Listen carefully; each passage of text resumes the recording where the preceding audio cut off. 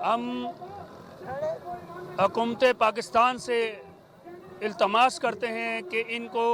मुबश्शिर शैतान जो है इन जैसों को मीडिया पे ना आने दें, इनका बायकाट करें और जो ये तीनों इंडिया की वो जो हैं अदाकारा हैं उनको भी बायकाट करें, उनको सज़ाए मौत दें,